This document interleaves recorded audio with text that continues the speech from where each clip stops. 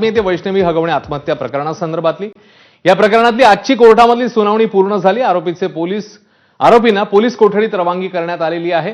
तर वैष्णवीचा नवरा शशांक, सासू लता आणि नणंद करिश्माला 1 दिवसाची पोलीस कोठडी सुनावण्यात आली आहे। तर सासरा राजेंद्र हगवणे आणि दीर सुशील यांना 31 मे पर्यंत पोलीस कोठडी सुनावण्यात आलेली आहे।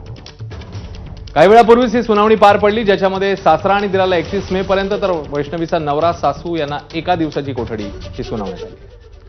मंदार गोंजारी आपल्यासोबत आहेत, आपले प्रतिनिधी। मंदार, कोर्टामध्ये नेमका काय काय युक्तिवाद झाला आणि काय नेमकं म्हटलेलं आहे आता निर्णय देता?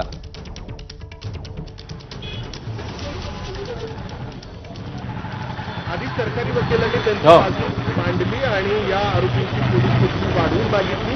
ही पोलीस कोठडी वाढवून मागताना सरकारी वकिलांनी जी कारणं सांगितली ती अशी होती की आरोपींचे मोबाईल अजून हस्तगत व्हायचे आहेत। या मोबाईलमध्ये काही महत्वाची माहिती, काही महत्वाचे व्हिडिओ असू शकतात। त्याचबरोबर वैष्णवीला ज्या हत्यारांनी किंवा रॉडनी मारहाण केलेली होती ती हत्यारं किंवा रॉड देखील वैष्णवीला हुंड्यामध्ये दिलेलं 57 तोळे सोनं जे गहाण ठेवण्यात आलेलं आहे। नक्कीच मंदारशी आपण पुन्हा एकदा संपर्क साधूया। सध्या त्याचा आवाज आपल्याला नीट येत नाहीये, मात्र सध्याची जी अपडेट आहे त्यानुसार वैष्णवीच्या पती, सासू आणि नणंदेला 1 दिवसाची कोठडी, तर सासरा आणि दिराला 31 मे पर्यंत ही कोठडी सुनावण्यात आली आहे। काही वेळापूर्वीच कोर्टामध्ये सुनावणी जी आहे ती पार पडली आहे।